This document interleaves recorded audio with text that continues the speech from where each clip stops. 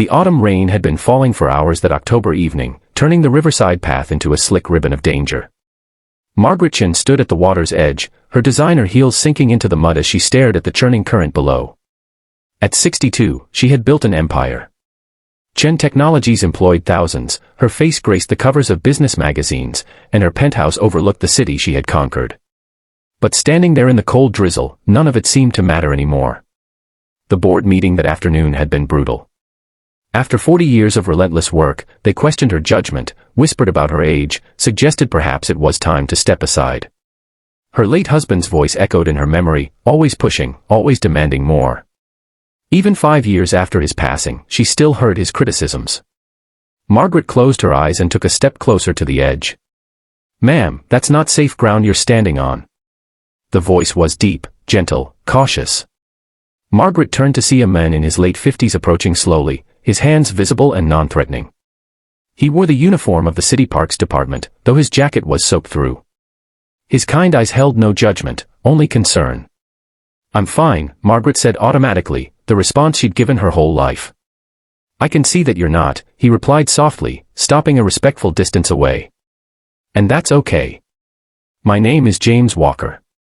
I work here, maintaining the grounds. Been doing it for 20 years now." Something about his calm presence made Margaret pause. She didn't move away from the edge, but she didn't move closer either. "It's dangerous out here in the rain," James continued, his voice steady and warm. "The bank gets unstable. Lost my footing myself once, years ago. Scary thing, the water." As if to prove his point, the ground beneath Margaret's feet suddenly gave way. She felt herself falling, the cold shock of realization hitting before the water did.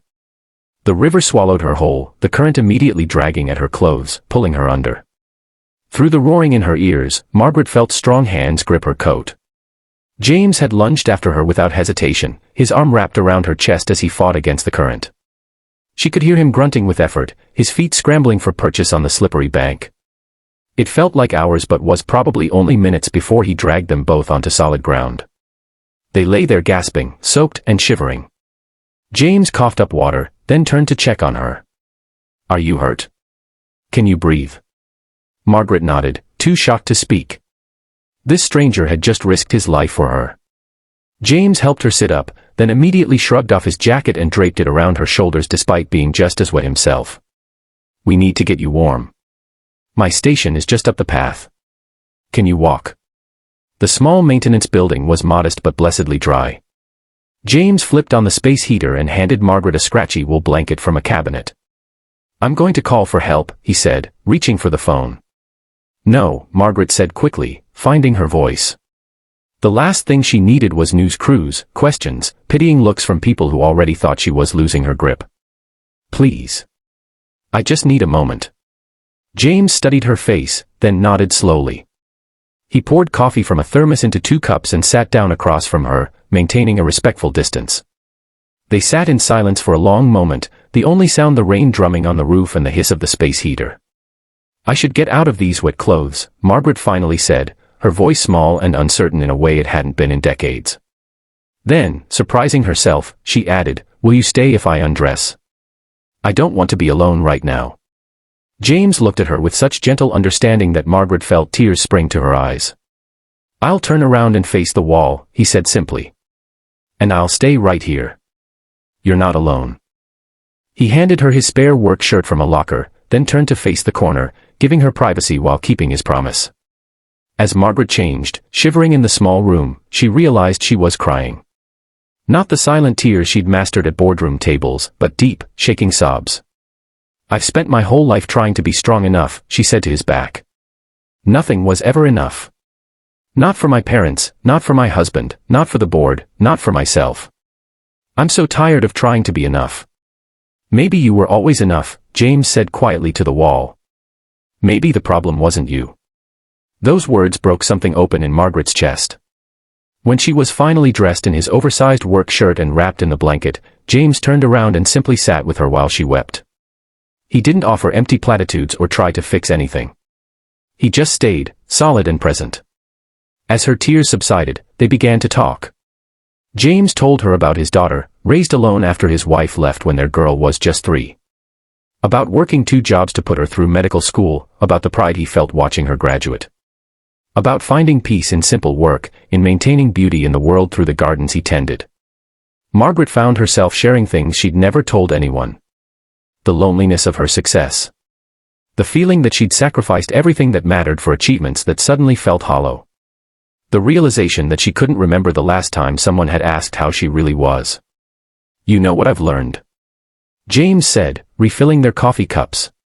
"The measure of a life isn't in the empires we build or the money we make. It's in the moments of real connection. The times we're brave enough to be vulnerable. The chances we take on being human with each other." As dawn broke, Margaret made a phone call.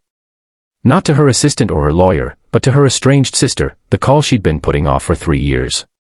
James waited quietly, giving her space while staying close enough that she knew he was there. Over the following weeks, Margaret returned to the park often. Sometimes she and James would walk the paths he maintained, and he'd tell her about each plant, each design choice. Other times they'd just sit in his station and talk over coffee. He met her as herself, not as the CEO or the icon or the woman who had to have all the answers. She started making changes. Stepped back from some responsibilities at work. Reconnected with old friends she'd neglected. Started therapy. Joined a community garden where James volunteered on weekends. 6 months later, Margaret stood before her board and announced her transition to an advisory role. Some were surprised. Many were relieved. Margaret was at peace. That evening, she met James at the riverside path where he'd pulled her from the water. The autumn rain was falling again, gentle this time, and the path had been reinforced with new railings. "Thank you," she said, "for staying." James smiled, that same kind warmth in his eyes. "Thank you for letting me. Takes courage to accept help. Takes courage to stay and do the work of healing." They walked together along the path as the rain fell softly around them, 2 people who'd found unexpected grace in each other's kindness. Margaret had spent a lifetime building walls. James had shown her it was okay to have doors. Sometimes salvation comes not from having all the answers, but from someone brave enough to sit with us in our questions. Sometimes the greatest strength is admitting we need help. And sometimes the people who save us are the ones who simply stay.